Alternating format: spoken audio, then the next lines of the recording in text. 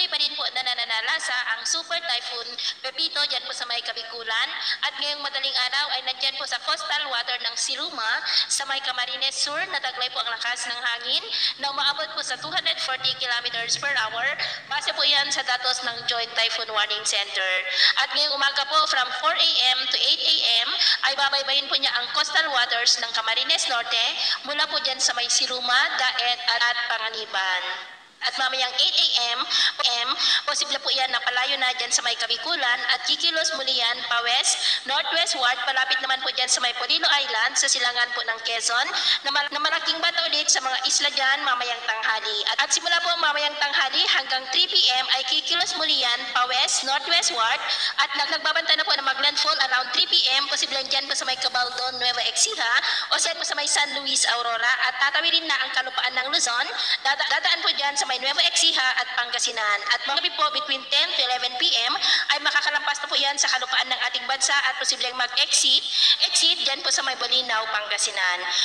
Ngayong madaling araw po hanggang mamayang gabi ay magdudulot ang bagyong Pepito ng mapanganib na panahon sa malaking bahagi po ng Luzon mula po sa may Bicol Region, ilang bahagi ng Calabarzon, Central Luzon kasama po ang Metro Manila at ilang bahagi po ng Northern Luzon. Mamaya po ay asahan natin na sisikat naman ang araw sa malaking bahagi ng ating bansa, lalo na po sa western section ng Luzon, malaking bahagi ng Kabisayaan at Mindanao. Pero dahil po sa bagyo ay asahan pa rin natin ang masungit na panahon, lalo na po dyan sa may Bicol Region, ilang bahagi ng Calabarzon, lalo na po sa mga susunod na oras, maging po dyan sa ilang bahagi ng Central Luzon at Northern Luzon. At ngayon po ay nakataas pa rin ang Tropical Cyclone Wind Signal number 5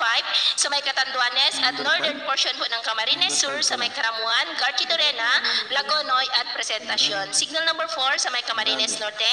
northern and southern portions po ng Camarines Sur sa may Siruma, Tinambak, Goa, San Jose, Tigaon, Sagnay, Calabanga. Ganon din po sa northeastern portion ng Albay sa may City of Tabaco, Tiwi, Malinaw, Malilipot, Bakakay at Rapu-Rapu. Signal number 3 sa may Aurora, Polillo Islands, the northern and eastern portion ng mainland Quezon sa may Calawag, Ginayangan, Tagkawayan, Buena Vista, Lopez, Quezon, Perez, Alabat, Gumaca, Plaridel, Atimonan, Real, General Nakar, Infanta, Mauban, Sampaloc, maging po sa eastern portion ng Rizal sa may Tanay, Pilila, maging sa northeastern portion ng Laguna sa may Santa Maria, Fami, Mabitak, Pakil, Pangil, Sinaloan, Paete, Kalayaan, Lumban, Cavinti, nilalabing bahagi ng Camarines Sur, the rest of Albay, at sa northern portion ng Sorsogon sa may Prieto Diaz, City of Sorsogon, Gubat, Barcelona, Castilla, Casiguran, Pilar at Donsol. Signal number 2 sa may Isabela, Quirino, Nueva Vizcaya, Abra, Kalinga, Mountain Province, Ifugao, Benguet, Ilocos Sur, La Union, Pangasinan, Nueva Ecija,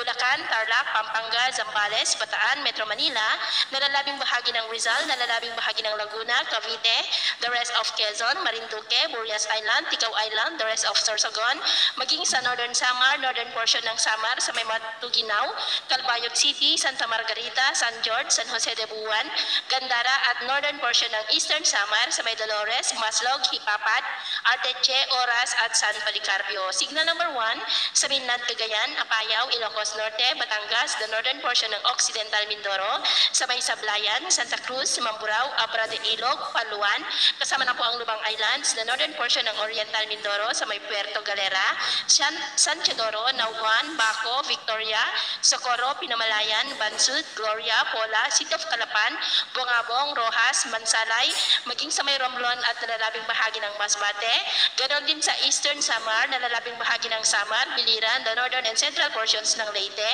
sa may Tunga, Pastrana, San Miguel, Matagob, Tolosa, Palo, Calubian, Leyte, Mayorga, Hulita, Carigara, Mabatngon, Dagami, Jaro, San Isidro, Santa Fe, Albuera, Villaba, La Paz, Palompon, Tabon-Tabon, Tanawan, Merida, Ormoc City, Isabel, Bulag, Kapuokan, Alang-Alang, Burawen, Tabango, Tacloban City, Cananga, Barugo, ganoon din po sa northernmost portion ng Cebu, sa may Daan Bantayan, Medellin, kasama na po ang Bantayan Islands, and the northernmost portion ng Iloilo sa may Carles. At sa At sa atin naman pong mga baybayin, iwasan na muna natin ang papalaot sa northern and eastern seaboards ng Catanduanes, northern seaboard ng Camarines Norte, seaboard ng Camarines Norte at Aurora, ganoon din po sa northern and eastern seaboards ng Polillo Island, seaboard ng northern Quezon, the northern and eastern seaboard ng northern Samar, ganoon din po sa seaboard ng Isabela, at sa nalalabing baybayin pa ng Catanduanes, eastern seaboard ng Camarines Sur, Albay, Sorsogon, at ganoon din po sa eastern seaboard ng Minan, Cagayan at eastern Samar. Dahil ang mga alon dyan ay posible po na aabot hanggang po sa 5 to 14 meters height, dulot po ng bagyong Pepito. Kaya hanggat maaari, ay iwasan na muna natin ang papalaot dyan sa mga nabanggit na baybayin, maging po sa eastern seaboard ng Quezon at Polillo Islands, ganoon din po sa seaboard ng Batanes at Bubuyan Islands at seaboard ng Pangasinan, La Union, Marinduque, Romblon, nalalabing baybayin ng Quezon, Northern Samar, Bicol Region at eastern seaboard ng Oriental Mindoro, dahil ang mga alon dyan ay posible rin na aabot hanggang sa 3 to 4 meters high.